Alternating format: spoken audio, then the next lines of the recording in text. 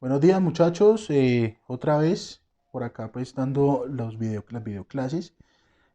Vamos a continuar entonces con lo que es la explicación de cómo se empezaron a conformar los movimientos sindicales, cómo empezaron a hacer la clase obrera, también cómo surge el cambio de la manufactura de los trabajos artesanales a los trabajos industriales y esto cómo afectó de manera positiva y de manera negativa a la sociedad inglesa de ese momento.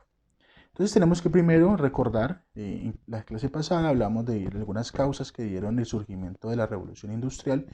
Una de esas causas importantes fue la migración del campo a la ciudad, o sea, de la ida de los campesinos hacia las ciudades en búsqueda de empleo en las grandes factorías, en las grandes empresas. También tenemos que hablar del fortalecimiento de la producción industrial. Tenemos que también hablar de la aparición también de inventos importantísimos como el barco a vapor, como la locomotora y también el fortalecimiento de la marina mercante inglesa. ¿Listo? Pero entonces ahorita nos vamos a centrar en una clase social, en la clase social de los trabajadores. Y esto cómo fue que afectó o cómo esto dio un plus al desarrollo de esta revolución industrial, que también es una revolución social y económica bastante importante, que da las bases ideológicas y políticas de muchas corrientes y de muchas ideologías que hoy en nuestros días tenemos. ¿Listo? Vamos a hablar entonces de qué pasó durante la transición de los talleres a las fábricas. En los talleres eran talleres muy artesanales, muy caseros, en donde los trabajadores, de cierta manera, tenían unas buenas condiciones de trabajo.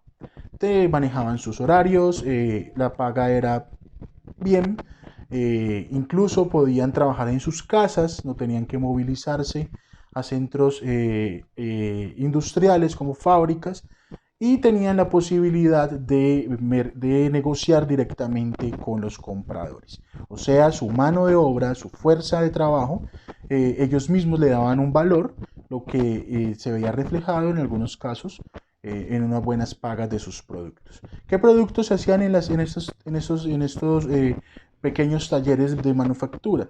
Se hacían productos, por ejemplo, como productos textiles, productos de herrería para los caballos, para cuestiones de hierro, para cuestiones artesanales, cuestiones de construcción.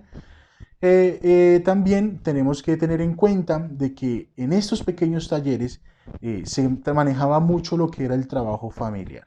O sea, no había o no existía una legislación como la que tenemos en nuestros días, en donde los niños y jóvenes menores de edad no debían de trabajar. En ese momento sí trabajaban y en algunos casos eran explotados laboralmente.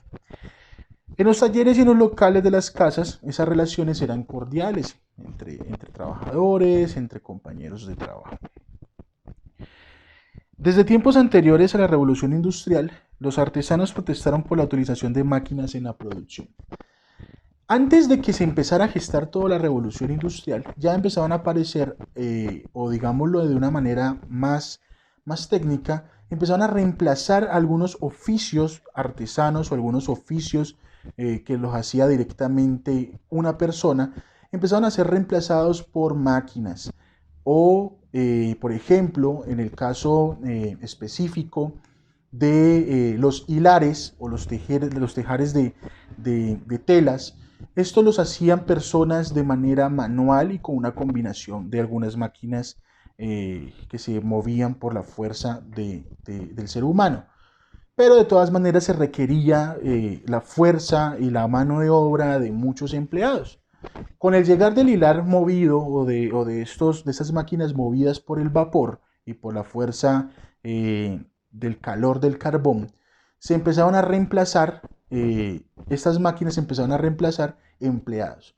Si por ejemplo en una fábrica o en un taller se necesitaba o se necesita 20 empleados para mover todo lo que es la producción de productos textiles, ropa, si se necesitaban 20 empleados, pues con la llegada de máquinas incluso podía reducirse a más del 50%.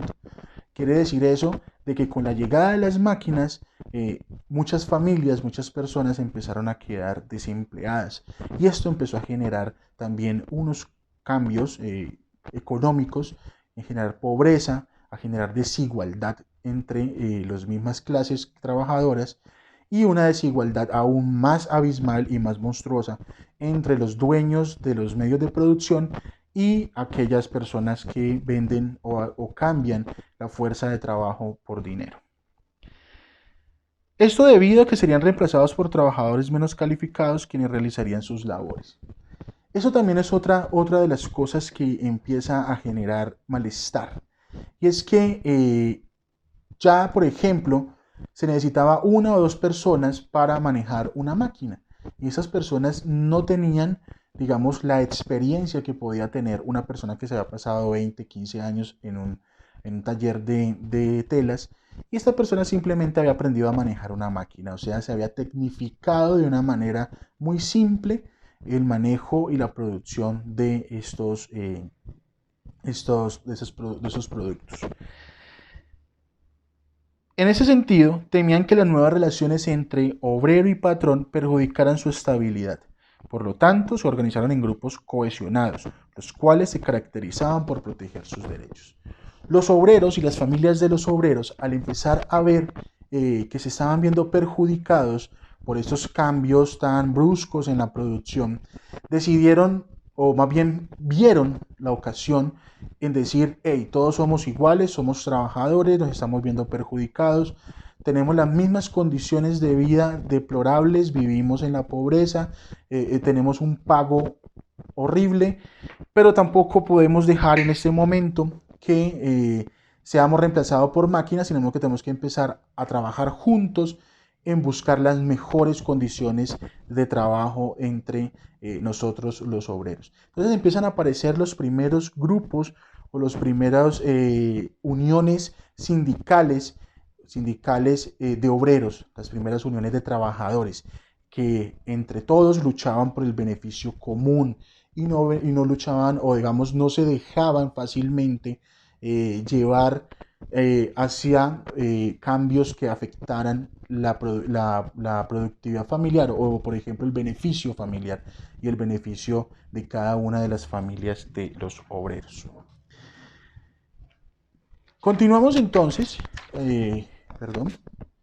continuamos entonces en la explicación de el progreso no siempre genera igualdad.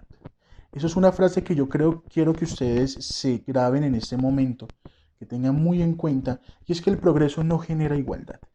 Los progresos incluso traen mal manejados, con desigualdad como la que tenemos en nuestros días.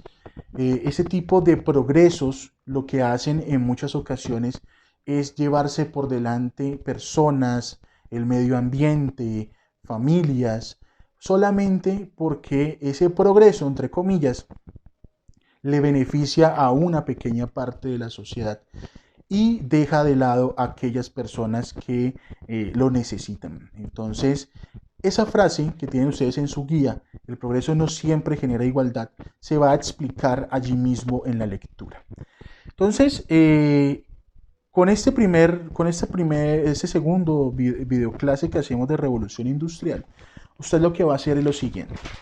Vamos a trabajar en las páginas que corresponden, donde está el título El progreso no siempre genera igualdad, y vamos a leer hasta donde está el progreso y el desarrollo. Vamos a leer hasta allí, vamos a realizar esa actividad de lectura juiciosos en casa, vamos a sacar las ideas o las principales aportes que nos da esa lectura que creemos que es importante, lo vamos a hacer de manera individual en nuestros cuadernos, de manera consciente, y con eso nos va a dar la posibilidad de que en plataforma realicemos algunos talleres o alguna actividad que vamos a realizar esta semana. ¿Listo? Entonces vamos a trabajar, ustedes trabajarán en clase sobre también la lectura de la página 94 y 95, la conciencia de clase. ¿Listo? Entonces dejamos hasta hoy. Muchas gracias por su atención. Espero que este video lo puedan ver todos. y puedan tenerlo pues a mano para la hora de las evaluaciones. Muchas gracias, muchachos. Chao.